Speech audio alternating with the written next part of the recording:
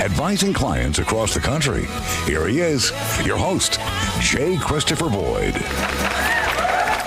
Good afternoon, Cape Cod, and welcome to another edition of Something More with Chris Boyd. I'm Jeff Perry. I'm an investment advisor representative with Asset Management Resources, and I have the privilege of sitting in this week for Chris. Chris is on a well-deserved time off with his family, and so we have a great show today. It's Saturday, the day before Easter, and I know a lot of you have wonderful plans at your church and your family tomorrow, and to get us in the focus of Easter, our next segment is going to be with Pastor Ben Feldott, who's a friend and the pastor of Cape Cod Church, and he's going to talk about Easter from the pastor perspective. And I have some things I want to ask him about some of these TV shows and podcasts, and especially The Chosen. We have just watched that, my wife and I, and have some questions about how he views shows like that. And so I'm really looking forward to my conversation with Ben Feldott after the break here. But before we do that, I want to highlight a couple things that have been going on with Asset Management Resources lately. On our website, amrfinancial.com, there are some great resources that if you haven't been to the website in a while, it's really worth checking out. So go to amrfinancial.com, go to the resources tab, and there are financial planning guides and videos there that we have recently put up and that you can sign up for and get complimentary. They're really good. There's a spring cleaning resource, as everyone's getting into the spring thing here, not only cleaning your house, but there's a great resource put out by our marketing department about some, Armin, is it like 40 ideas for spring cleaning? I think it is. I think it's 40. Yep, 40 ways to spring clean your finances. Yep. I went through them this week, and there's some really, there's some real simple ones, and there's some ones that'll get you thinking, but just takes a few minutes to read, and you can make your finances a little cleaner by going through those resources. And then there's a thinking about retirement guide on our resources page at amrfinancial.com, which is, if you're in that mode of, if you're retired, you should still look at it because it'll remind you of those things that you were supposed to do.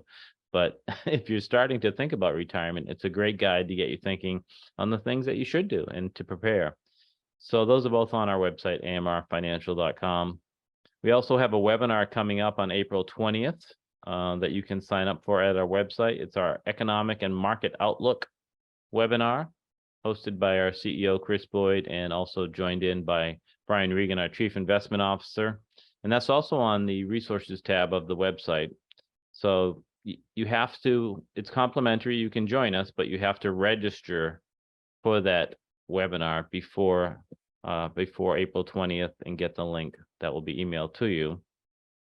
So we have an exciting show. Next, after the break here, we have Pastor Ben Feldott talking about Easter. And then later in the hour, Jeff Tomaneng, a financial planner with Asset Management Resources, is going to join me, and we're going to be talking about a variety of things. April is Financial Literacy Month, so we're going to be going over that. And in the second hour, Brian Regan, our Chief Investment Officer, is coming on to talk all things financial, investing, market news. Going to talk to him about the money supply shrinking and what that means to you and your investments. And Brian wanted to talk about something that I would suspect most listeners have never heard of, and it's called ROLL, R-O-L-L, returns, and why they're important and what they're telling us. So we'll be right back after this commercial break. Stick with us. We have an exciting show this week. We'll be right back. And welcome back to Something More with Chris Boyd. I'm Jeff Perry, sitting in for Chris as he is on a well-deserved week off with his family. And I'm just thrilled to have with us for this next segment Pastor Ben Feldott of Cape Cod Church. I've known Ben for, I don't know, a number of years. Sometimes I don't like to define things because but a number of years. And you've been on the show before, Ben. And with Easter being tomorrow, I'm so happy to have you here to, talk about Easter, talk about the church, talk about a lot of things that people are thinking about this weekend. So thank you for making time to join us today. Yeah. It's great to be with you, Jeff. And I enjoyed my previous visit to the Chris Boyd Show. So thanks for inviting me again. And yeah, it has been a few years since we first got to know each other. I think we we served on a board together for the Prevention Partnership years ago. We did, yep. And I played a few flag football games with you at the church. I actually committed a foul on you once. I don't know if you remember it, but I was a defensive back. Ben was a wide receiver in this setting, and I committed a foul. I admit it, and I repented. And I think you forgave me. I'm not sure. I'm thinking my flag football days are over. I've passed the baton on to my son and the younger generation. I've now been remanded to the sidelines. Well, I want to talk about Cape Cod Church, but let's talk about Easter first. I mean, Yeah. I'm sure most of our listeners know what Easter is in the Christian faith, and they think about the resurrection of Jesus Christ and all that means, and our gift of eternal life for those who follow Jesus. And it means more, though, right? It means more than that simple. It's not so simple. It means more than the definition of what Easter is. Tell us how you view Easter and what it means to you in your church. Yeah, I think Easter is clearly the central celebration of the Christian faith, right?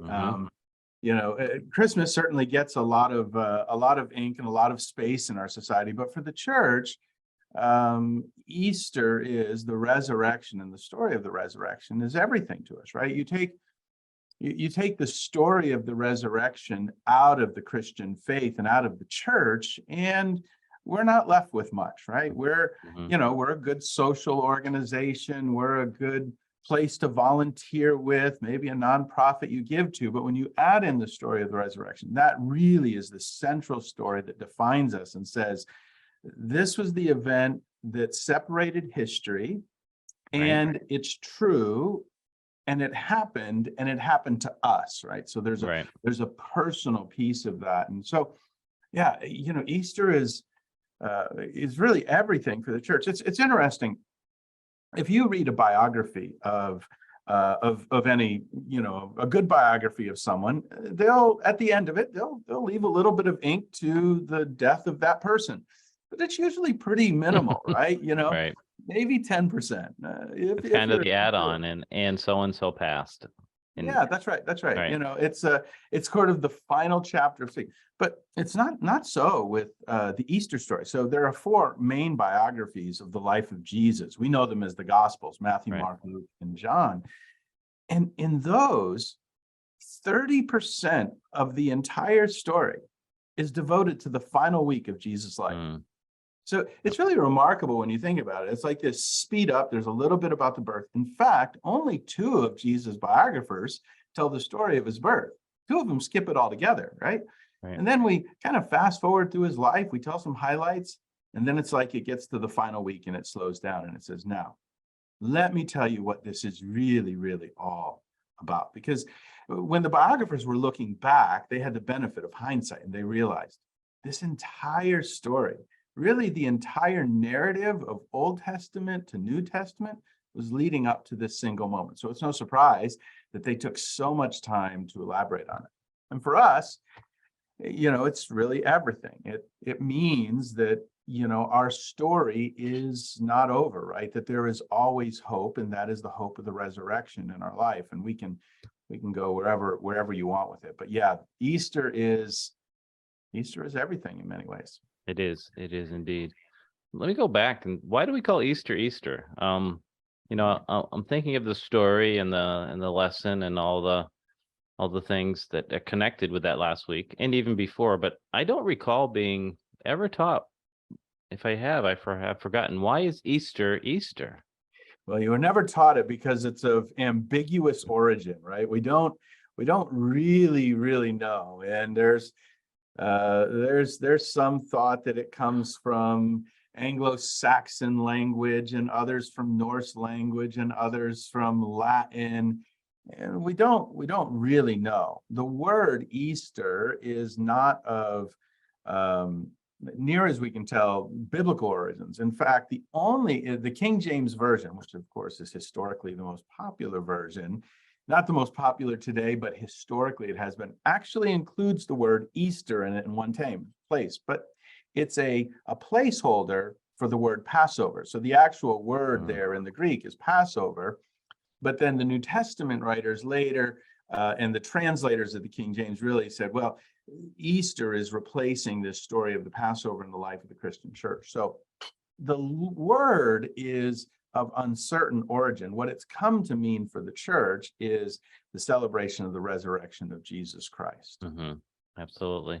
And so at Cape Cod Church, where you're the pastor, how do you celebrate as a church Easter this weekend? What's your message this weekend? How are you approaching it? Yeah, so certainly, let me do this. Let me come to how we celebrate it. That was a bunch of questions, and then I'll get to what. Yeah, I do that. I'm sorry. Talking about this weekend. No, it's good. So, like a lot of churches, we dedicate much of this week to the celebration of Easter. We're not a liturgical church, so we don't follow a specific liturgy and a lot of things that go along with that.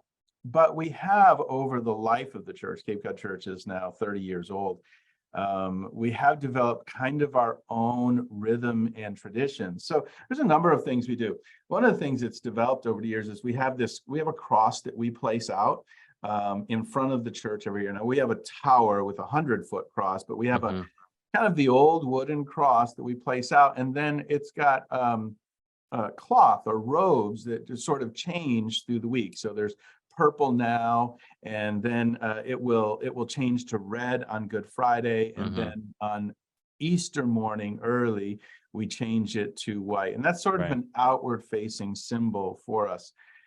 We've got a few other things we do. We've got a daily reading that we're doing on social media. We were talking about that earlier, Jeff, but social media. So we've got a series of readings that our staff has put together every day of the week on our Facebook, Instagram, podcasts, all those places. So it's just a little bit of a snippet so that people can kind of lean into the story each day. And then on Wednesday night of Holy Week, we gather as a church, and this is just one of our unique traditions. We gather as a church for Holy Week communion, and it is a powerful event. And here's what we do. I don't actually preach a sermon or a homily, depending on somebody's background. I just read the story of the Passion of Christ. And it takes about 30 minutes. And there's something about the simplicity of the story of what Jesus went through. And we finish at his burial. Now, I think this is important. And I think for anyone listening here on Saturday, kind of that day of waiting, right? You know, I think there's some importance in the waiting and in the heaviness, right? I'm so eager to get to Easter and the celebration. And at Cape Cod Church, it is a celebration. It's something of a giant party. Like, we've got something to celebrate. But what makes celebration so special is the waiting and the heaviness that often comes before it, really leaning in and remembering what it was that Christ endured. So that's what we do. And then we get to Easter morning, and I think we're ready to celebrate. And this Easter, I'm talking about this idea of waiting for a miracle. I can go wherever, but I've been talking for a while, so I'll let you jump in. Well, it's very intriguing. I hadn't reflected on the Saturday as the waiting, but I certainly, as you were saying it, I was appreciating why that's important, right? Why that day of grief, that day of suffering, that day of anticipation should be reflected upon, right? Yeah, that's right. There's something about, and that has traditionally been the emphasis of that day. It's the day when, quote, nothing is happening, but things are happening, right? Where we know what's coming, and so there's anticipation with that. Good place to be. You mentioned, not to go off story, but I warned you of tangents, and I'm going to take one. That's right. Before the show, we were just chatting about with our producer Armin about the importance of social media today and connecting with people and how they want to receive the message, broadly define the message, depending on what your message is. But how important is social media now to Cape Cod Church? Yeah. Go ahead. Yeah, pretty significant. I think we've always been kind of a technologically forward-looking church. That's kind of been our rhythm. And then through COVID, that certainly became that much more important. So I think it's significant in a couple of ways. One, online services. So we broadcast our services. We've invested pretty heavily in that because we know that most people today are going to visit you virtually before they visit you in person. Absolutely. People do that in a couple of ways. Sometimes they just want to watch a service. And so we broadcast our services. So anyone can just kind of lean in and watch, go to YouTube and take a look at Cape Cod Church, right? But then social media is something that's a little bit different.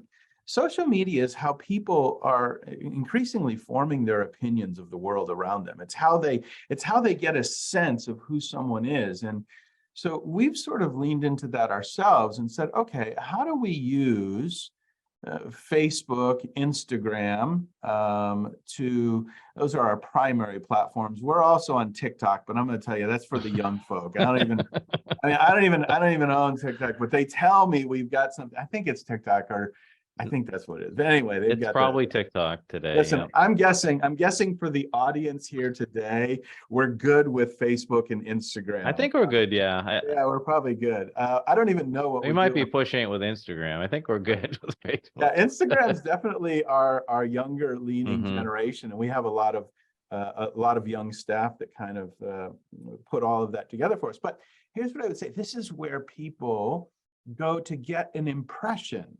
Right? And absolutely true. Yeah, we form sort of the picture of what we think. So we've invested in that just by trying to, on a very consistent weekly basis, let people get a snapshot into the life of the church. So we have photographers who are just recording what happens, so that at pretty much everything that happens, there's a way to get a snapshot later on back into the life of the church. And so it's pretty important. You're so right. When we relocated to Florida, we were looking for a church, which I actually talked to you about. I don't know if you remember, so Christ Fellowship looked like the right church for us. But we started online, like, well, let's watch some of the services, and it was during COVID, so that added to the reason to watch online, although the church was open here. And then we had a little message, and you gave me an affirmation that I was in the right place. So it's a great church down there. Yeah, we're still very happy with it. So let's take the church out of the next question just for a second. I don't know if you can take the church out of the pastor, but we'll take the pastor out of the church, kind of figuratively anyway. So how do you and your family celebrate Easter? I remember growing up, we were members of the United Methodist Church in Attleboro. My mother was very involved with the church, so our day was around the church service and the fellowship afterwards and all. And I remember getting dressed up and taking the pictures. Everybody get a new suit and a new pair of shoes. And I'm not sure that's happening anymore. But how does the Feldott family celebrate Easter after the church services are completed for that day? Do you have any family traditions or that you'd like to share? Yeah, that's good. I mean, I will say it is different for a pastor's family. I mean, I would think you would have fun, interviewing my family about this because, for their entire lives, Tammy and I came here to start Cape Cod Church 30 years ago. And so our kids, it's all they've ever known, right? They've grown up in it. And I've got 4, the youngest of which is a freshman in college. So the rhythm of it has always been focused around what's happening at the church. And now one of my daughters works with me as pastors on staff. But she's very good she's very good, by the way. I watch her on your on Facebook, and she's very talented and very communicates very well. I'd be especially interested in you talking about her a little bit and how she is involved with the church, but I don't want to go on another tangent before we complete this tangent. All right, we'll complete that one and I'll come back to that one. I'll have a good rabbit trail for your all right, your financial audience on that one. So yeah, I mean, honestly, the life of a pastor, if there's any pastors listening to the show, they're going to know what I'm about to say. When church is over, we collapse, right? I mean, it's just like, it's a morning of like, busyness and conversation and adrenaline, and you've been preparing for this on any normal Sunday. So you just go and it's just like, out lights. But it's Easter and our family gets together. So my sister lives here on the Cape with her family, and I host Thanksgiving and she hosts Easter, and which is great because I'm not ready to host anything after Easter services. My mom and dad are still with us, and they're driving in for the weekend, and all of our families will gather for after church for a dinner together. Very, very traditional. I'm at the stage now where my kids are I'm in the emptying the nest phase. I've got one who's graduating from college, one who's a freshman, and two who are out. And so I think one of the things I do love is that they come home, right, for this season. Yeah. I'm getting everybody home. I'm going to pick up my daughter. I've got one at BC right now. I'm going to pick her up Friday to bring her home. And I'm got my second oldest is driving in tomorrow afternoon for Easter to celebrate dinner with us. So yeah, it's a good time. It is. Yeah. So go back to the tangent about your daughter who's participating actively in the church. Is she an associate pastor, or what would be her title? Yeah. She's one of our pastors on staff. Yeah, I never saw that coming. Britt's my oldest, and she was a senior at Georgetown studying economics. Okay. And when she came to me and said, "Actually, Dad, I feel like God is calling me into ministry," and I'm like, "Really?" I mean, her friends are going off to work for hedge funds, and she wants to come back to work at Cape Cod Church. And I'm like, well, this is an interesting career choice. But it was really a calling in her life, and it has become one of the greatest joys of my life to work alongside her. She came back for a few years, worked as a reporter and a newspaper writer, and then went to seminary in Scotland, actually. Wow. And is doing a second master's degree now, but all of that while kind of working in the church. So yeah, never saw that coming, but one of the great joys to be able to work alongside her. Sure. And see how her gifts are being used, and they're different than Dad's. So yeah. Oh yeah, that's great. So this next question relates to Britt, perhaps, maybe not, but we were talking about the story and lessons and everything, the power of Easter in the Christian faith. How do we tell our younger kids the story, and to make it meaningful? It's not about the bunny, right? As we see some of the logos or the social media posts, Easter's not about the bunny, but it can be because of the commercialization of our society and such, and our young children are absorbing all that, even if we try to shield them. How do we tell them the story without kind of scaring them, I guess, maybe? Or I think you know what I'm asking. Yeah. Well, first thing I would say is, I certainly want to get to the story of the resurrection of Jesus Christ as a central piece of our faith. But man, I'm happy to have an Easter egg hunt and celebrate with the kids, and have a ball. Bring on the chocolate. Sugar doesn't count on that day. Enjoy that. And we do that with our kids here at Cape Cod Church. We had talked about this question in advance. So I went to, we've got a few staff that work with our youngest people. And I just asked them, I said, tell me how you guys are telling the story to the kids. And it's interesting. The story always begins with a God who loves you, right? This is where the whole of the story begins. A God who loves you and wants to have a relationship with you. And the story of the Father sending his Son, Jesus, to be with us so that he could be our friend forever. And then we do talk about the, the death of Jesus. And I think, you do that in age appropriate ways. Right. And you can talk about Jesus praying in the garden to his Father, and it's a chance to talk about what prayer means. Right.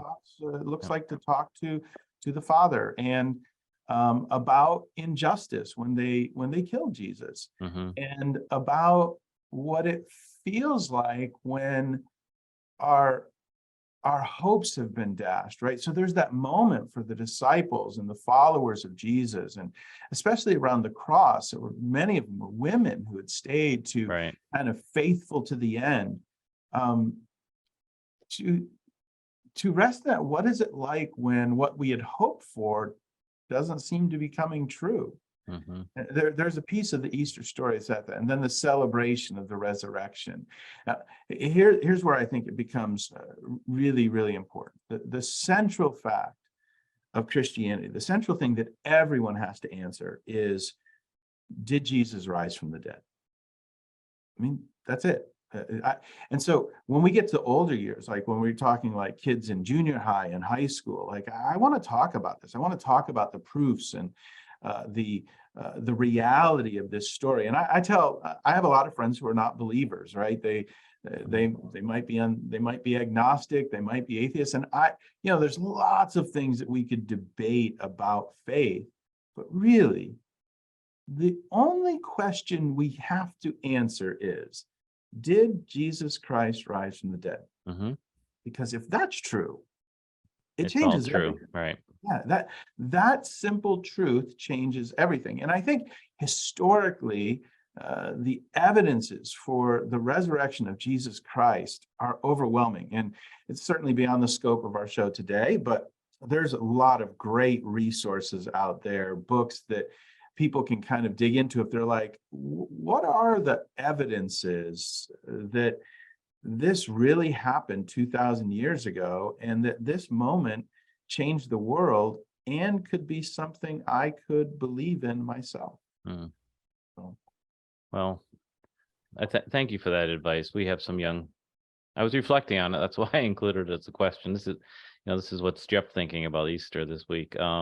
So I understand what you're saying, and we're running short on time, but I did want to just touch on something that I see happening, and I don't know if it's just in my spheres but our younger generations. I'm thinking high school and college is what I'm seeing. They seem to be more engaged in a personal relationship with Jesus, like outwardly engaged, talking about it, sharing it, which is something I hadn't seen 20 years ago, we'll say. And I'm also seeing at the same time movies, podcasts, TV shows. I specifically think about The Chosen. I don't know, it's independently produced, but it's on Netflix and different places. You can watch it. They have their own app and everything. And people talking, younger people around my community and in my church talking about it. I wonder what you think about people receiving the messages not in church, and I know that's going to be fine with you, but some of these messages or shows or podcasts are not, I'll just call them biblically correct. They add in characters, they add in dialogue that's not, it's theatrical license, as they call. As a pastor, how do you think about that? How do you reconcile that, or just your thoughts? Yeah. So a show like The Chosen, which I've watched, and I'm not normally drawn to that kind of genre, but I have to tell you, I found The Chosen just to be compelling because it's good storytelling. That's really what it is. I mean, the New Testament is a story, right? The biographies of Jesus are a story, and they're quite powerful. And The Chosen has kind of taken that in a slightly different direction, and they've kind of expounded, created a universe, as it were, around the stories of Jesus, being faithful to the stories, but adding in the sort of what would have, could have happened, along with good storytelling and personality. I love that. Ultimately, I think it's the scriptures and the Bible that is inspired and authoritative. So for my doctrinal belief, I'm always going to go back to that. But I find it compelling to just listen and go, what could that, in fact, maybe the reason I think that's what good preaching does, right? Good preaching always kind of captures the imagination and takes a story and puts you in it. And it says, oh, what would this have looked like if you were actually there? And I think the Chosen does that. About young people,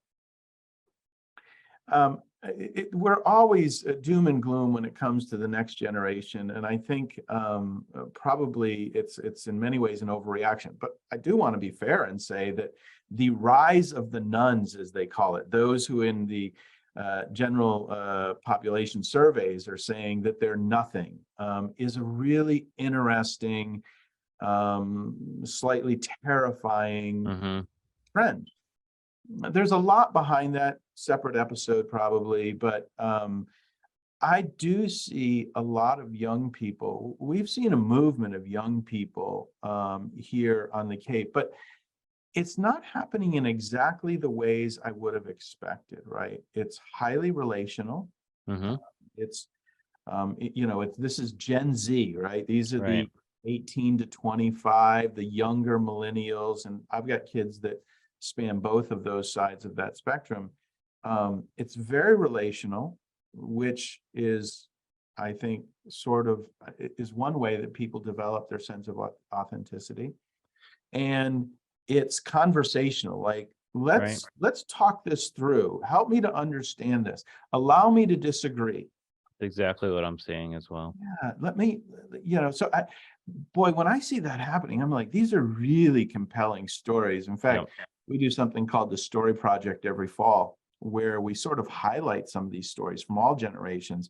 But I confess, sometimes it's the youngest generation, their stories that are put to kind of short 5-10 minute video of them finding faith and what that looks like. It's pretty compelling. Powerful. I'll say this too: every generation is looking to find what is authentic, what is real, right? That's 30 true. Years ago, the kind of contemporary church movement got rolling, and that was largely driven by, boomers who said, hey, this isn't working for me. Give me something that's real. And for them, you saw it in the movie, The Jesus Revolution, right? Yes, we saw that, Their sense of what was true and authentic was different. I think this generation is looking to find what's authentic. And if I could pick one word that is the greatest proof for authenticity, it's the word generosity. When they see true generosity, that's a authenticity that's hard to argue with. Generosity without motive. Yeah. And I have more on my list, but we're short on time. Thank you for sharing your thoughts, your insights. It's always a pleasure talking to you. I always feel uplifted during our conversations, whether they be on the radio or not. So services on Sunday are available. I know how welcoming Cape Cod Church is, but feel free to give yourself a short plug here. Yeah, we'd certainly love to worship with anybody who's looking for a place to celebrate on Easter Sunday, 9 a.m. and 11 a.m. And it is a celebration. And Jeff, it's always a privilege to be with you. And good to catch up again from afar. Absolutely. Happy Easter to you and everyone at the church. And to our listeners, we'll be right back after this short break. Welcome back to Something More. I'm Jeff Perry. Before we go on to our next guest, I just want to take a moment and thank Pastor Ben Feldott from the Cape Cod Church. That was just a wonderful, insightful, and uplifting conversation that we had. If you're just tuning in now, I'd encourage you to go back and when the podcast is posted, or check out our social media sites, we will post it on that. It was just a perfect conversation on this Easter weekend, and I'd encourage you to listen to it. Kind of a tough transition from Easter to Financial Literacy Month, but my next guest and I are going to make it. Happy to have on certified financial planner Jeff Tomaneng with us. Jeff, welcome to the show again. I'm happy to be here. We just, as you're gathering, we just had a conversation about Easter, with a pastor friend of mine who is the pastor of Cape Cod Church. So shifting gears into April is Financial Literacy Month. So, I asked Pastor Ben, why Easter is called Easter, and he shared all his thoughts, and people should go back and listen to them if they missed it. But what is financial literacy to you? How would you start with the basics here. How would you define financial literacy? If you're, in that cocktail party and somebody said, hey, you're a financial guy. April's Financial Literacy Month. What does financial literacy actually mean? What would you say? Well, I believe it's a person's ability to kind of understand and apply financial skills and knowledge to just the basics. Like at the very basic base of financial planning comes your balance sheet and your budget, your statement of cash flows. So just getting that in order as far as budgeting, investing, and just general personal financial management. That's, I don't know if it's a hard definition, but that's what I think of when I think of financial literacy. Absolutely. The basics. So I agree with everything you said. I view it as knowing enough to ask the right questions when you're dealing with financial stuff, knowing enough to understand basic concepts and to be able to use financial products like bank accounts, and to be able to make decisions, say if you're employed, to enter your 401k and know how that works and have some basic understanding of investment choices. But also, this is a lesson my grandfather taught me, not about finances, but about anything. He drilled this into me, and it's totally applicable as I see it to financial literacy, knowing what you don't know. Right. So, I can replace thinking electricity. I can replace a broken socket, or I can put a ceiling fan up. But if it's time to hotwire something, if it's something that you have to take the cover off the box, the electrical box, I know that's not within the scope of my knowledge, and I should be smart enough and safe enough and prudent enough to say, I need to call an electrician, right? So I view financial literacy kind of the same. Like, you should know what you're doing with basic things. You should be able to understand what you're doing with your own money and know and study it. I think a good financial investor has the heart of a teacher. So, but when you come across those things where you're really not sure, or doing some long-term planning, or doing what should I, if you're approaching Social Security and you're wondering how old you should be when you take it, or how much should you be saving for your retirement, or can I afford to pay for my grandchild's college without jeopardizing my financial, all these kind of bigger, more complicated questions. I think then it's prudent and responsible to yourself to say, I need to talk to somebody and get some advice. I need to not pull that electrical cover off and start moving things around when I don't really know what I'm doing. I totally agree. And this is actually a timely topic. You joked earlier about the transition. However, when I think about what we're going to talk about today, and I think of spring, right, and I think of Easter, maybe it's a time to resurrect your finances. Oh, very good. Very good. Pretty good, right? I like that. Not in marketing though, so don't take that as a professional recommendation.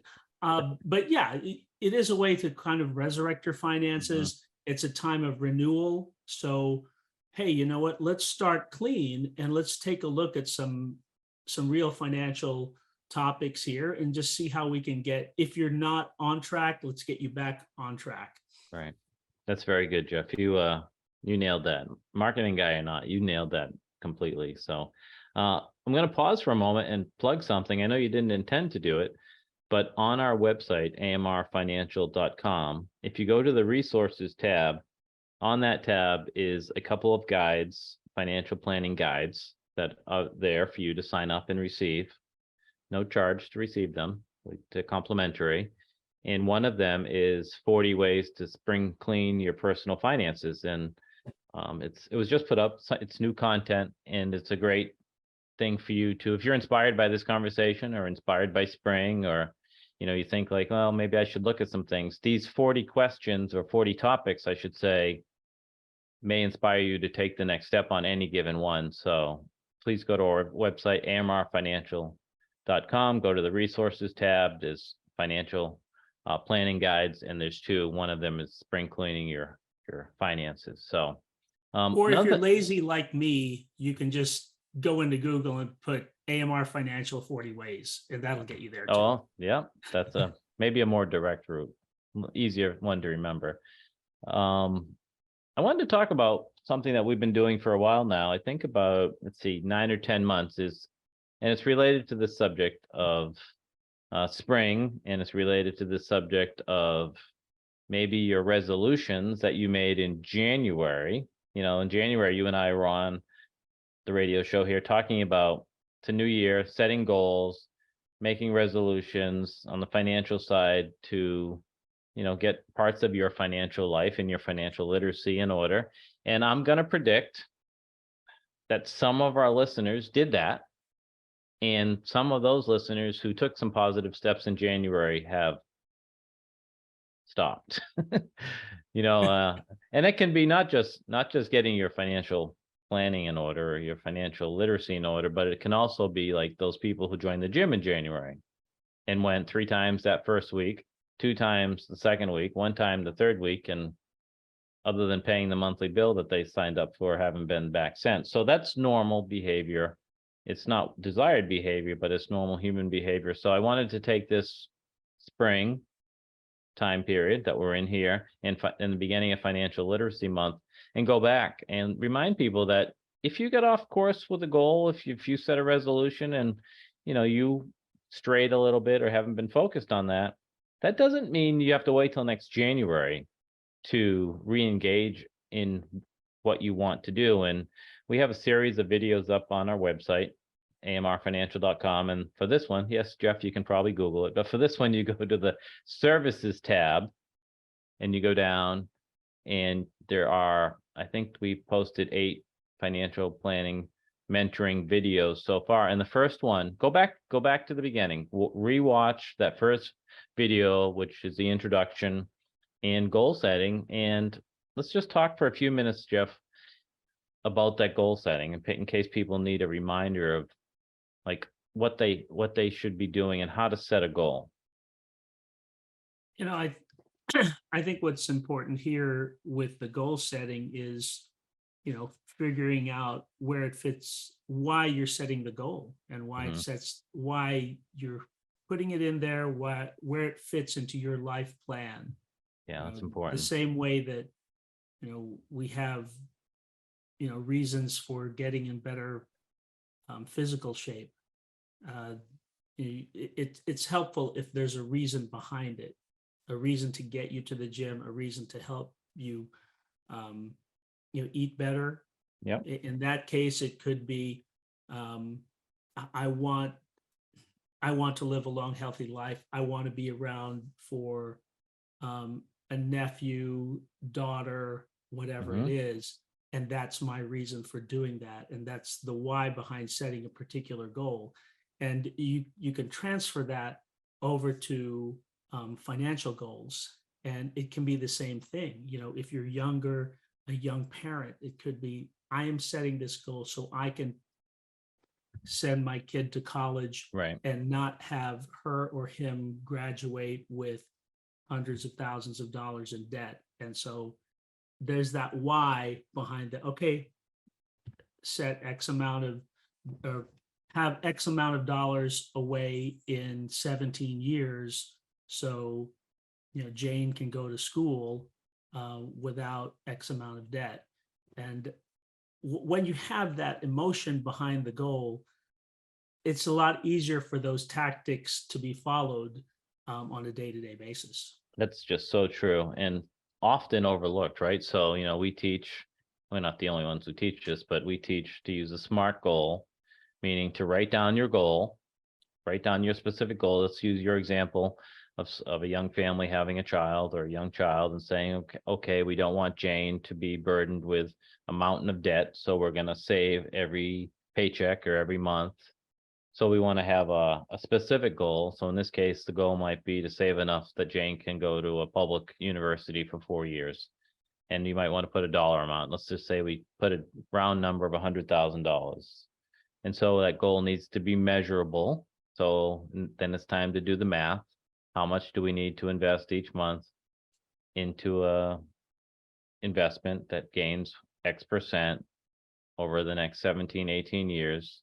And then we need it to be achievable. So we have to be honest about the goal and be honest about the numbers. It must be relevant to their life, and saving for your college for your child or grandchild is, and it has to be time measured.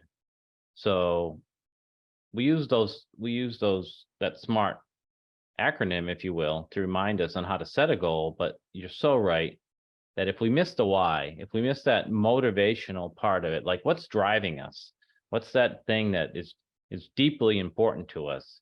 And when we can put that deeply important why, I want my child to go to college and not be burdened with a mountain of debt, that gives you the drive and the passion to stay committed.